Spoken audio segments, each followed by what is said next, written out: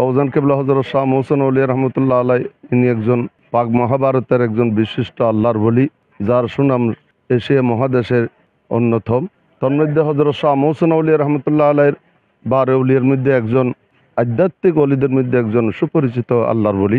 800 বছর আগে 1436 খ্রিস্টাব্দে তিনি 12 জন আল্লাহর বলি আরব দেশ থেকে সাগর পথে, তৎকালীন কোনো গাড়ি ঘোড়া কোনো ছিল না, উড়োজাহাজ ছিল না, আল্লাহর বলিরা তাদের আধ্যাত্মিক ক্ষমতা বলে নৌপথে পাড়ি দিয়ে একটা পাথরের উপরে বসে ইসলাম প্রচারের জন্য এই দেশের মধ্যে এসেছিলেন, আগমন করেছিলেন। আমার বাবাজান কাবিলা হযরত শাহ মোহসেন ওলি রহমতুল্লাহ আলাইহি আনোয়ার জমিনকে দণ্ড করেছেন তান কদম এখানে পড়ার পরে এই বাংলার দেশের মধ্যে আনোয়ারা থানার একটা সুনাম সারা পৃথিবীর মধ্যে বাংলাদেশের মধ্যে আছে। বাবাজান কেবলা হযরত শাহ মোহসেন ওলি রহমতুল্লাহ আলাইহি তিনি তার পরিচয় এবং কারামত অসংখ্য ওই হতে নিয়ে এখানে কোনো হিন্দু, মুসলিম, বৌদ্ধ, খ্রিস্টান কোনো জাতের মধ্যে কোনো ভেদাভেদ নাই।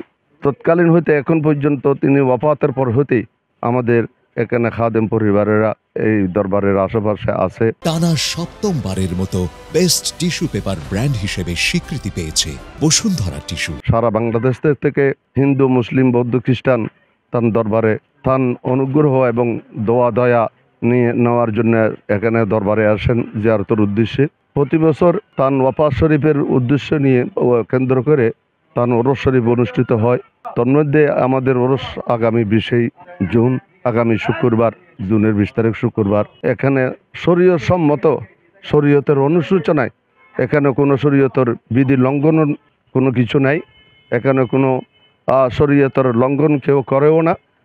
আল্লাহর কালাম ও পাক, মিলাদ, জিকির আজকার এর মাধ্যমে এই ওরস অনুষ্ঠিত হয় এবং সকলের বিশ্বের জন্য, সারা বাংলাদেশের মানুষের জন্য, দেশের জন্য দোয়া হয়। এখনো পর্যন্ত আমরা ইসলামের অনুসূচনা করি আল্লাহর ওলিদের মাধ্যমে। আল্লাহ পাক জাল্লা শানুহু সারা বাংলাদেশের যাতে শান্তিময় মুসলমান আমরা বসবাস করতে পারি, হিন্দু ধর্ম, সব ধর্মের মানুষ যাতে শান্তিপ্রিয়ভাবে এই দেশের মধ্যে বসবাস করতে পারে, এক আল্লাহ সৃষ্টিকর্তাকে স্মরণ করে এই দেশের মধ্যে যাতে কোনো রকম বিশৃঙ্খলা সৃষ্টি না করে সারা বাংলা ওলিয়া ইকরামের সুফিবাদের মাধ্যমে এই দেশ শান্তি থাকে, এই ইসলামের মধ্যে ছায়াতলে যাতে আমরা সুশীতলে ছায়াতলে বসবাস করতে পারি। এই মাজারের আগামী 20 জুন বার্ষিক ওরস অনুষ্ঠিত হবে।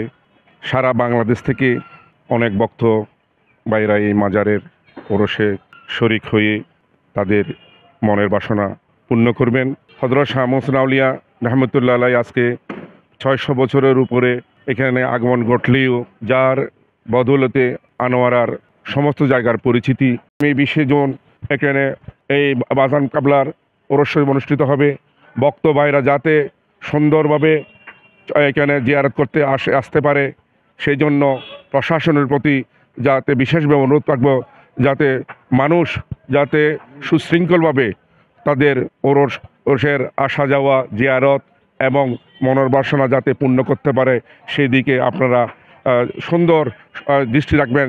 এই যানজট সৃষ্টি যাতে না হতে পারে সেই জন্য প্রশাসনকে সঠিক সময়ে পদক্ষেপ নেওয়ার জন্য বিনীতভাবে অনুরোধ করছি।